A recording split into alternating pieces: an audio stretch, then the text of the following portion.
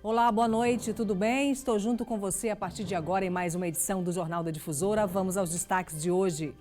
Operação investiga fraude em cartões de supermercados em São Luís. Milhares de sardinhas encontradas mortas em área costeira chama a atenção de moradores da Raposa. Motoristas de vans realizam protesto contra a mudança de rotas na região metropolitana. Lançada hoje campanha Agosto Dourado para incentivar o aleitamento materno. E ainda, Caxias completa 196 anos de adesão à independência do Brasil. Seja bem-vindo, está começando agora o Jornal da Difusora.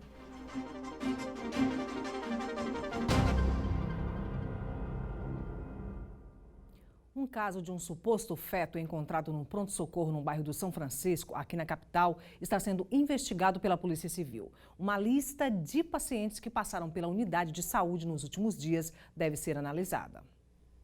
O feto foi encontrado pelos funcionários no banheiro feminino nesta unidade de saúde. O caso foi registrado também por outro funcionário. Segundo a polícia, o feto ainda está sendo periciado. Foi contatado o IML e nós solicitamos via ofício que fosse feito um levantamento da substância orgânica encontrada.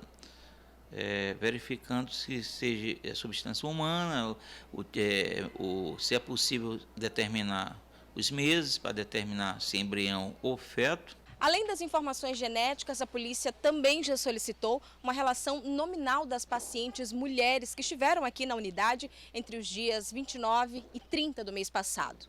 Nesta sexta-feira, uma oitiva será realizada para ouvir os funcionários que testemunharam o fato. A polícia vai avaliar também se a situação foi de um aborto espontâneo ou provocado para então responsabilizar o culpado. O monitoramento por câmeras também poderá auxiliar nas investigações. A determinação de aborto provocado ou voluntário, aí seria uma outra perícia médica específica na suspeita, a possível suspeita, caso se identifique essa condição. E uma operação policial está investigando aqui em São Luís uma fraude em cartões de uma rede de supermercados. A operação foi comandada pela Delegacia de Roubos e Furtos. 2 homens foram presos por suspeita de participação no esquema. Genilson de Lima Medeiros, que trabalha como caixa, e Lucas Mota Alves, ex-funcionário de uma das lojas do Grupo Mateus em São Luís.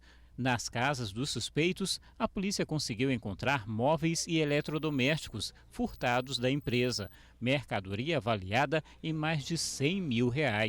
Segundo as investigações, o esquema estava em prática há pelo menos 2 meses. Usava dados cadastrais de créditos desativados de clientes da empresa para fazer as compras. O Genilson, na sua função de caixa da empresa, tinha acesso ao sistema de crédito. Então ele pegava cadastros de usuários que estavam inativos, operacionalizava esses cadastros, quer dizer, voltava eles à atividade e realizava compras em nome dessas pessoas sem que elas soubessem, e então essas compras, essas mercadorias eram direcionadas a endereços determinados pelo próprio Genilson, tendo como pessoas que recebiam o Lucas.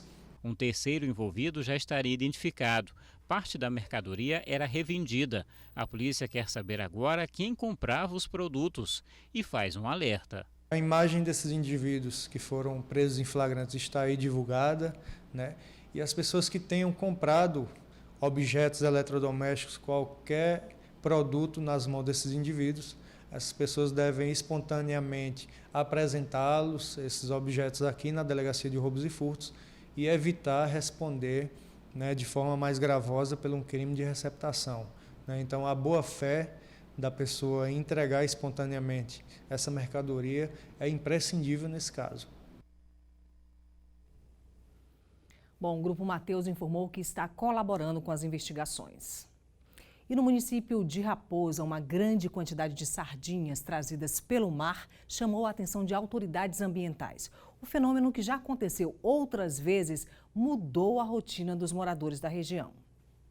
As crianças acostumadas a nadar no igarapé do Porto da Vila Laci agora brincam às margens. Foram proibidas pelos pais de entrar na água depois que uma grande quantidade de sardinhas mortas apareceu no local na manhã da última terça-feira.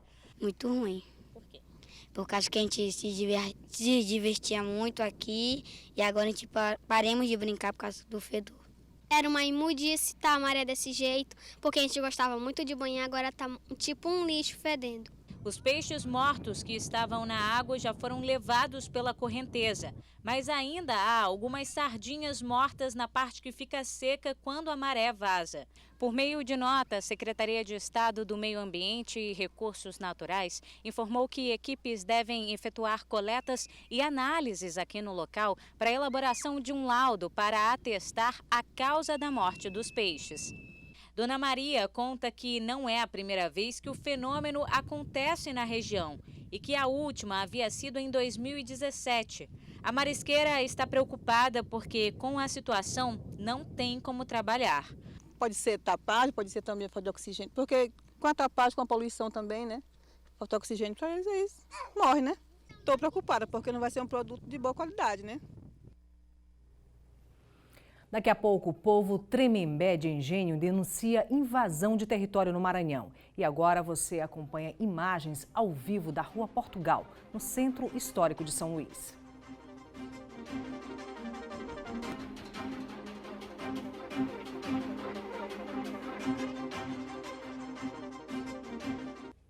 Índios da etnia Tremembé de Engenho, que vivem no município de São José de Ribamar, denunciam invasão do território. A situação no território indígena se agravou desde o início da semana, quando toda essa área começou a ser devastada. Até o rio que existe aqui agora também está ameaçado. Na área localizada em São José de Ribamar, vive o povo Tremembé, que hoje tem medo de se expor. São 60 famílias que não escondem a revolta em ver os estragos causados por essa invasão. É muito desespero, a pessoa vê isso daí tudo destruído. Eu acho isso daí muito justo o que ele está fazendo. De tirar toda a riqueza que a gente tinha aqui dentro do território. Nem a presença dos indígenas intimida os operários, que seguem com os trabalhos a todo vapor. A área em questão está incluída no relatório de qualificação da FUNAI, que se encontra paralisado. A comunidade do engenho tem denunciado a situação aos órgãos ambientais e secretarias de proteção. Só que até agora nenhuma medida foi adotada como forma de barrar toda essa degradação. O que a gente pede para as autoridades é que olhem por nós, mais uma vez, olhem, mas de uma maneira que barre mesmo esse crime brutal que está acontecendo no nosso território. O objetivo de toda essa devastação é para a construção de unidades residenciais. Uma destruição com consequências drásticas, sem respeito algum à natureza, muito menos ao povo indígena que vive aqui. Árvores que tinham mais de 100 anos de existência, hoje estão assim, caídas no chão. No final do ano passado, os Tremembé chegaram a ser despejados da área e tiveram as roças destruídas por tratores. No começo desse ano, os indígenas novamente denunciaram a tentativa de pessoas e organizações representá-los junto a órgãos públicos e instâncias judiciais. O fato é que, mais uma vez, a comunidade do engenho está se sentindo ameaçada. Algumas entidades estão sendo solidárias à luta dos indígenas e orientando como devem proceder para que possam seguir firme em defesa daquilo que eles têm de mais precioso, a terra. Sempre tendo como perspectiva que a comunidade ela tem que estar à frente disso, mas ao mesmo tempo ela tem que, juntamente com outras organizações, fortalecer essa luta, mas sempre a gente tendo como perspectiva isso, que a comunidade é que tem que estar à frente desse processo. Dezenas de motoristas de vans foram às ruas hoje em protesto contra mudanças de rotas no transporte alternativo que circula pela região metropolitana de São Luís. Os manifestantes se concentraram na rotatória da UEMA, o que causou um imenso congestionamento no entorno. O trânsito ficou complicado na Avenida Lourenço Vieira da Silva. São motoristas de vans que não querem a mudança do itinerário, o que resultaria em prejuízo, segundo eles, para o transporte de passageiros. Muitas vezes chega motorista, me leva, só tem R$1 e a gente faz a caridade e leva. As vans deixariam de circular pela cidade operária e passariam a circular pela Maiobinha até chegar a Santa Efigênia. Representantes de entidades localizadas em bairros beneficiados com esse meio de transporte apoiaram o protesto. Segundo eles, os passageiros também terão prejuízo com a mudança de rota das vans. Querem levar lá para Maiobinha que nós não façamos mais esse percurso. Então, os nossos passageiros, o trajeto deles é esse. e que eles estão pedindo que nós não abre mão, que nós continuemos fazendo essa rota aqui. Por volta de 10h30 da manhã, os manifestantes desobstruíram apenas uma das vias aqui na rotatória da UEMA, o que desafogou um pouco o trânsito. A desobstrução foi possível graças à negociação entre os manifestantes e policiais militares e agentes de trânsito. Mesmo com o acordo, os motoristas de vans e representantes de cooperativa permaneceram com o protesto. E em entrevista ao repórter difusora da Rádio Difusora FM, o secretário municipal de Transportes, Canidé Barros, se posicionou sobre o assunto. Vamos ouvir? Qual é o problema maior? Deixar o pessoal na cidade operária e retornar para o bairro. Mas não, eles querem ficar circulando dentro da cidade operária, pegando os passageiros urbanos. Isso está dando um déficit muito grande no sistema. Então nós sentamos com a MOB definiu conosco o itinerário, porque o itinerário é de responsabilidade da Prefeitura de São Luís, e simplesmente eles não querem fazer esse itinerário. Ele quer ir lá na UEMA, quando espantar ele está lá no terminal de integração, e quando espantar ele está lá na Guajajara. Então assim não tem condições. O itinerário dele é esse que nós determinamos e vai ter que ser cumprido. E após período de recessos, parlamentares da Câmara Municipal de Imperatriz retornaram hoje às atividades legislativas. A sessão solene teve a participação de autoridades militares, políticas, religiosas, o Poder Judiciário. Não teve pauta com projetos e indicações, mas anúncio de que no segundo semestre tem muito assunto polêmico a ser discutido. Nas férias dos vereadores, um destes assuntos circulou como um fantasma nos corredores silenciosos do Palácio Dorival Pinheiro. A CPI da Saúde. Mas será se ela assusta mesmo os vereadores da base? Acredito que não tem uma preocupação, porque a gente estava fazendo realmente as sessões e estava tudo sob controle. A oposição, mesmo com minoria na comissão parlamentar de inquérito, pensa diferente. Tanto que no recesso se reuniu entre 4 paredes, discutindo estratégias para derrubar a decisão judicial que barrou a CPI. A CPI ela tem trazido resultado para a cidade de Imperatriz, tem preocupado a Prefeitura Municipal de Imperatriz. O RF, que é uma peça que estava faltando da ressonância magnética, já foi colocada. Então isso mostra para a cidade de Imperatriz que a CPI tem trago resultado. Além da CPI da Saúde e de outros assuntos que devem voltar a ser discutidos na Casa de Leis neste segundo semestre, a luta dos professores pelo rateio do dinheiro do Fundeb, que está nas mãos da Prefeitura, e um tema sugerido pelo Tribunal de Justiça do Maranhão, a elaboração de um projeto de lei sobre mediação de conflitos na administração pública municipal. E daqui a pouco, Caxias completa 196 anos de adesão à independência. E ainda, carreira de Gerson da Conceição é celebrada na noite da Quinta do Reggae.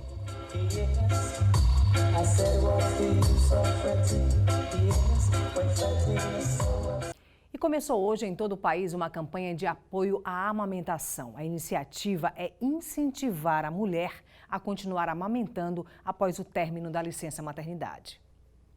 O sorriso que deixa qualquer um encantado. Saudável e muito ativa, a Maitê é uma bebê que ainda nem anda e já esbanja saúde. A Maitê tem só 11 meses de vida e durante os 6 primeiros meses ela mamou exclusivamente no peito. Após isso, os pais decidiram fazer a introdução alimentar, mas ainda assim ela continua mamando. O que a mãe ganha com isso é esse contato muito mais tempo com o filho. Essa conexão que a gente cria no momento de amamentar, esse contato, esse olho no olho, para mim é maravilhoso. Eu me realizo, eu me completo.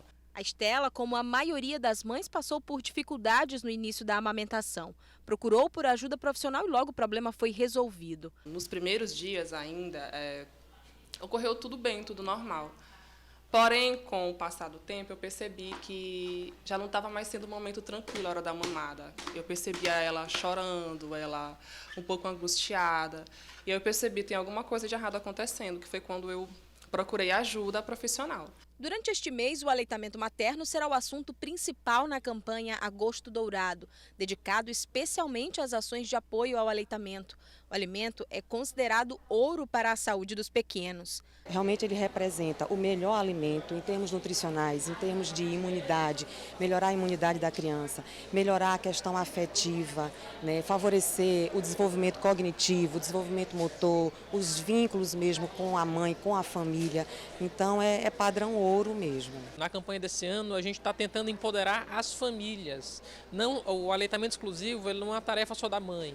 É uma tarefa também dos pais.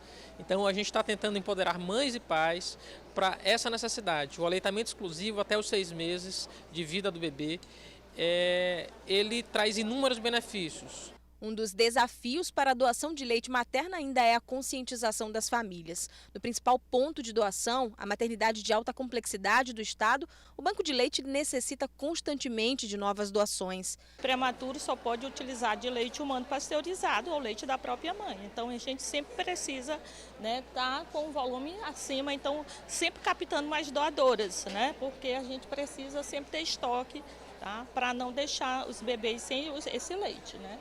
Mas, graças a Deus, a gente está mantendo, né, o volume de leite que está sendo necessário dentro da UTI. E Caxias completa hoje 196 anos de adesão à independência do Brasil. A repórter Raquel Souza mostra pra gente um pouco dessa história. Vamos acompanhar? Duas datas se tornaram importantes para os caxienses. 1º de agosto de 1823, onde muita gente costuma confundir o acontecimento da época ao aniversário da cidade, e 5 de julho de 1836.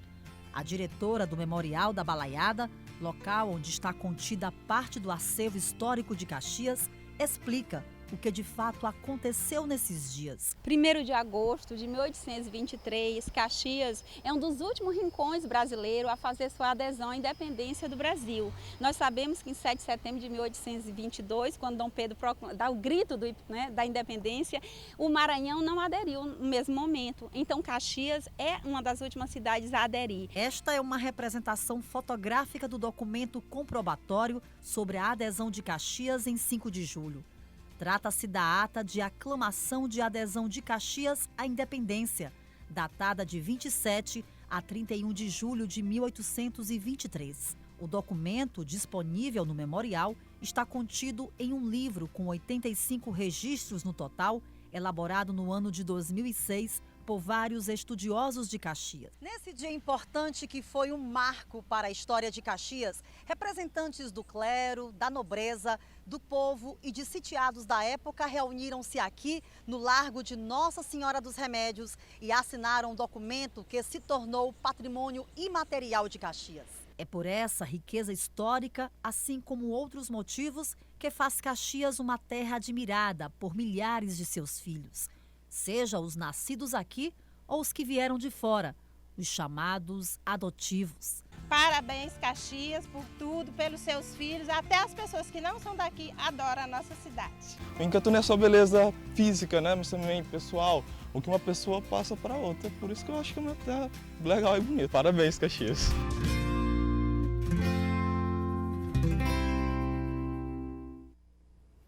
Linda cidade aí na região dos Cocais, né? E hoje à noite o cantor maranhense Gerson da Conceição será homenageado em grande show dentro da programação da Quinta do Reggae, que acontece no Centro Histórico de São Luís. O repórter Hugo Viegas conta os detalhes ao vivo pra gente. Boa noite, Hugo. Olá, boa noite para você, Cristiane, boa noite para todo mundo que está acompanhando a homenagem a Gerson da Conceição nesta edição especial da Quinta do Reggae. Já começou. Nesse momento, quem se apresenta aqui no palco é o DJ Neto Miller. E a noite promete, tem muitas outras atrações ainda. Tem o grupo Mano Banto, que é a banda em que o Gerson da Conceição ganhou destaque. Tem também outros DJs, além do Andrezinho Vibration, tem também Marcos Vinícius. Enfim, uma ampla programação ainda na noite de hoje. E o público está chegando para curtir muito reggae na noite desta quinta-feira, em mais uma edição da Quinta do Reggae. Cristiane. Obrigada, Hugo. Muita pedrada aí no Centro Histórico, né? As reportagens dessa edição você pode rever no portal E610 e interaja também com a gente nas nossas redes sociais. Muito obrigada pela sua audiência. Fique agora com o SBT Brasil. Uma boa noite para você. Tchau, tchau.